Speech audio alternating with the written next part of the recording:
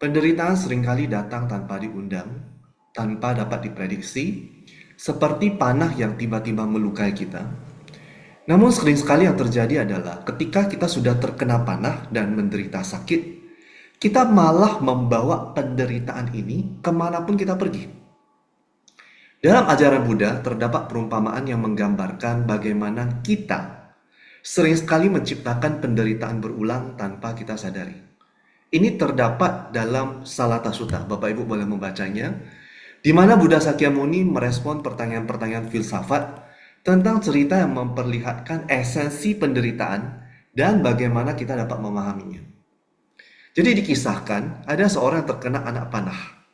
Kemudian orang tersebut menolak untuk mencabut panahnya sebelum mengetahui berbagai rincian tentang siapa si penyerang dan anak panah tersebut terbuat dari bahan apa. Walaupun sudah dalam keadaan kritis, pertanyaan-pertanyaan tersebut, siapa yang memanah, itu terbuat dari bahan apa, apakah itu beracun atau tidak, itu malah menjadi fokus daripada kita mendapatkan pertolongan segera. Ini mungkin terdengar menggelikan. Tapi itulah, di dalam ajaran Buddha, Salata Sutta, itu terdapat perbedaan mendalam antara orang yang tidak terlatih dan orang yang terlatih dengan baik. Jadi kedua orang ini, baik yang tidak terlatih maupun yang berlatih, sama-sama dalam hidup ini mengalami perasaan yang menyenangkan, kadang juga menyakitkan, dan kadang juga netral. Tapi apa yang membedakan mereka? Saat orang yang tidak terlatih mengalami perasaan yang menyakitkan, dia akan cenderung menjadi khawatir, berduka, meratap, dan menjadi resah. Kenapa? Karena dia bukan mengalami satu penderitaan, tapi dua. Yaitu pertama, penderitaan fisik. Yang kedua itu adalah penderitaan mental. Ini seperti seorang yang terkena panah dan kemudian dikenakannya panah itu berulang-ulang kepadanya. Demikian orang yang sering tidak berlatih. Ketika mengalami perasaan yang tidak menyenangkan, dia tidak hanya mengalami perasaan fisik, tapi kemudian secara mentally ini akan memperburuk penderitaannya. Setelah terkena perasaan yang tidak menyenangkan, dia akan cenderung melawan, menolak rasa sakit tersebut, dan kemudian mencari opsi kebahagiaan sensual sebagai pelariannya. Bahwasanya itu orang yang salah, kemudian mengapa saya mengalami hal seperti ini, harusnya dia yang disalahkan, dan sebagainya. Dia akan mengalami panah-panah yang berulang. Mengapa demikian? Karena orang yang tidak terlatih, tidak mengetahui jalan keluar dari perasaan yang menyakitkan tersebut, selain melalui kesenangan duniawi, ataupun menyalahkan orang lain. Tapi bagaimana dengan orang yang berlatih dengan baik? Saat ia mengalami perasaan yang tidak menyenangkan, seperti semua orang juga akan mengalaminya, bedanya adalah ia tidak khawatir, ia tidak berduka, ia tidak meratap. Orang seperti ini hanya mengalami satu jenis sakit saja, yaitu sakit di fisik, sakit karena terluka. Ini adalah seperti orang yang terkena dengan satu panah, tapi tidak mengalami panah kedua yang berikutnya. Perbedaan mendasar inilah yang mengubah cara ia mengalami perasaan yang menyakitkan ini.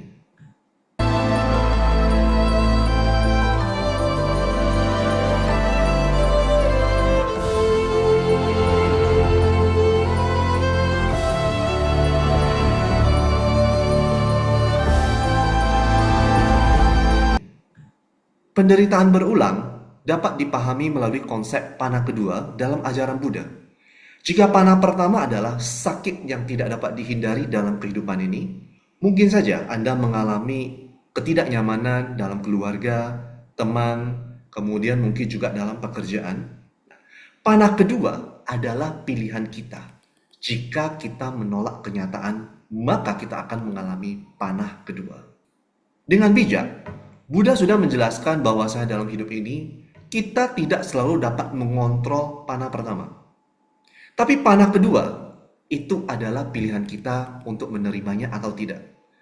Dalam konteks penderitaan berulang, ketika kita menolak kenyataan atau membiarkan pikiran negatif meracuni batin kita, maka ini seperti panah kedua yang beracun yang tidak henti-hentinya melukai kita. Kita menciptakan panah kedua dengan membebani diri sendiri dengan penyesalan, penghakiman, maupun perasaan bersalah dan perasaan negatif lainnya. Ironisnya adalah, luka batin sering sekali lebih menyakitkan daripada luka fisik yang kita rasakan melalui panah pertama tersebut. Jadi, sebagai penutup, ingatlah bahwasanya panah pertama itu mungkin tidak terhindarkan dalam kehidupan kita.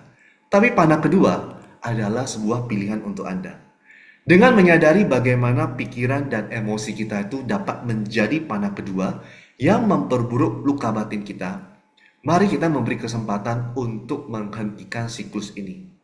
Melalui menerima kenyataan, melalui latihan mindful, sadar penuh, mau memaafkan kepada diri kita sendiri juga, kita dapat mencapai kedamaian batin yang lebih baik. Ingat, panah kedua adalah sebuah pilihan. Apakah Anda mau menancapkannya ulang atau tidak sebagai penderitaan hidup Anda? Kita memiliki kuasa untuk memilih. Apakah kita hanya sekedar mau mengambil panah pertama sebagai bagian dari kehidupan ini, atau Anda mau mengalami penderitaan berulang?